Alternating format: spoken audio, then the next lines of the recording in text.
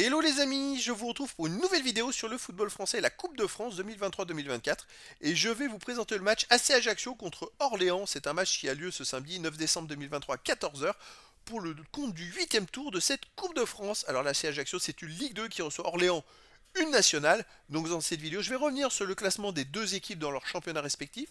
On verra ensuite le classement des meilleurs buteurs également pour ces deux équipes dans leur championnat respectif. Et on enchaînera par les 10 derniers résultats, toutes compétitions confondues et les stats, ce qui nous permettra d'avoir une idée, une tendance à ce match.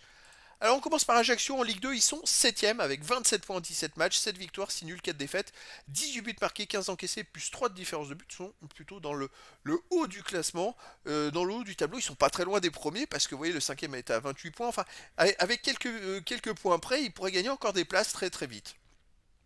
Orléans de son côté en national est 11ème avec 18 points en 14 matchs, 5 victoires, 3 nuls, 6 défaites, 18 buts marqués, 22 encaissés, moins 4 de différence de but. Bon, je dirais que d'un point de vue classement, il y a déjà une division d'écart entre les deux équipes.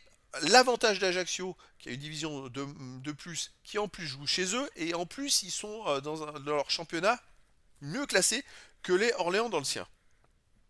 Au niveau des buteurs, pour Ajaccio, on a tous Gara avec 4 buts, Bamou 3 buts, Jacob Nouri et Folcarelli 2 buts et des joueurs à 1 but. Pour Orléans, on a Vula 4 buts, Marcel et Toug, Touré et Solvay 2 buts, après Thérézin, Berthier, Dabas, Fortuné, Ponty, Saint-Ruf qui ont 1 but. Les 10 derniers résultats, toutes compétitions confondues, Ajaccio, c'est 6 victoires, 2 nuls, 2 défaites, 16 buts marqués, seulement 6 buts encaissés en 10 matchs, plus 10 de différence de but. Ajaccio, ça tourne pas mal en ce moment. Il reste à la dernière journée sur une victoire contre le leader Laval, 2 buts à 0. Le match avant, ils avaient fait un partout contre Angers qui était deuxième et qui maintenant, je crois, est leader. Quand même des bons résultats. On va remonter plus en avant. Contre 3, ils ont gagné 1-0. Contre Pau, ils ont gagné 2-0. Pau qui est quatrième. En fait, Ajaccio enchaîne des très bons résultats chez eux contre les grosses équipes de cette deuxième division. Ils ont gagné 3-0 à Grenoble aussi. C'est assez étonnant. Alors, est-ce qu'ils ont trouvé leur rythme de croisière? Bonne question. Orléans, de son côté, sur les 10 derniers matchs, c'est 5 victoires, 2 nuls, 3 défaites, 18 buts pour, 15 contre, plus 3 de différence de but.